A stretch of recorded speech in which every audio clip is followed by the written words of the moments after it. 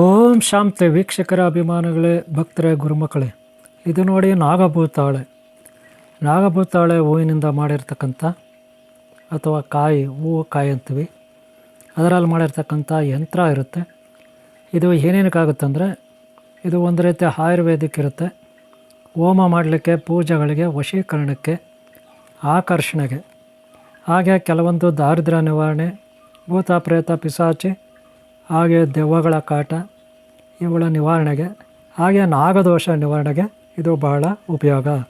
ಇದನ್ನು ಬಾಗಿಲ ಮೇಲೆ ಅಥವಾ ಬಾಗಿಲಿಂದ ಹೊರಗಡೆ, ಬಾಗಿಲ ಮೇಲೆ ಹೊರಗಡೆ ಆಗಲಿ ಒಳಗಡೆ ಆಗಲಿ ಬಾಗಿಲ ಮೇಲೆ ನೀವು ಈ ಯಂತ್ರವನ್ನು ಕಟ್ಟಬೇಕಾಗುತ್ತೆ.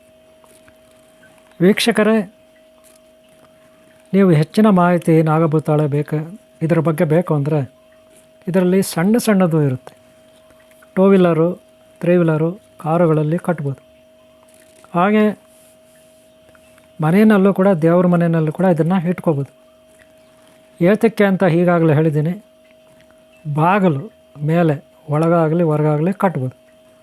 ಅಥವಾ 3 ವೀಲರು 4 ವೀಲರು ಇದರಲ್ಲಿ ಒಳಗಡೆ ನೀವು ಡ್ರೈವರ್ ಸೀಟ್ ಹತ್ರ ಅಲ್ಲೇನು ಕನ್ನಡಿ ಇರುತ್ತೆ ಅಲ್ಲಿ ಕಟ್ಕೋಬೋದು. ಇದು ಒಂದು ಹೂವು, ಹಾಗೆ ಬೀಜ ಕೂಡ ಇರುತ್ತೆ. ನಾಗಭೂತಾಳೆ ಪ್ರಕೃತಿ ದತ್ತವಾದದ್ದು. ನಾಗದೋಷ ನಿವಾರಣೆಗೆ ಭಾಳ ಮುಖ್ಯ. ಯಾರಿಗಾದರೂ ಮದುವೆ ಆಗಲಿಲ್ಲ, ನಾಗದೋಷ ಇದೆ, ಮಕ್ಕಳಾಗಲಿಲ್ಲ, ನಾಗದೋಷ ಇದೆ, ಇತ್ಯಾದಿ ದೋಷಗಳಿಗೆಲ್ಲದಕ್ಕೂ ಇದು ಪರಿಹಾರ ಆಗುತ್ತೆ. ಅನಂತ ಶೇಷನಾಗನ ಒಂದು ಶಕ್ತಿ.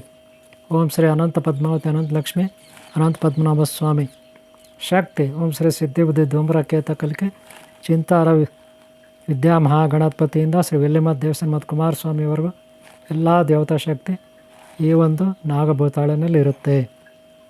ಇದನ್ನು ಏನೇನಕ್ಕಾಗುತ್ತೆ ಅಂತ ನಾನು ಹೇಳಿದ್ದೀನಿ. ಉಪಯೋಗಿಸ್ಕೊಳ್ಳಿ, ನಿಮ್ಗೊಳ್ಳೇದಾಗಲಿ. ವೀಕ್ಷಕರೇ, ಸದಾ ನಿಮ್ಗೊಳ್ಳೇದಾಗಲಿ. ಓಂ ಶಾಂತಿ, ಓಂ ಶಾಂತಿ, ಓಂ ಶಾಂತಿ.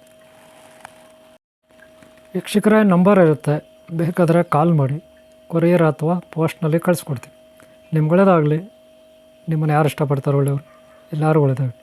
ಈ ವಿಡಿಯೋ ಇಷ್ಟಾರ ಒಂದು ಲೈಕ್ ಮಾಡಿ, ಹಾಗೆ ಹಿಂದಿನ ಭಾಗ ನೋಡಿ, ಮುಂದಿನ ಭಾಗ.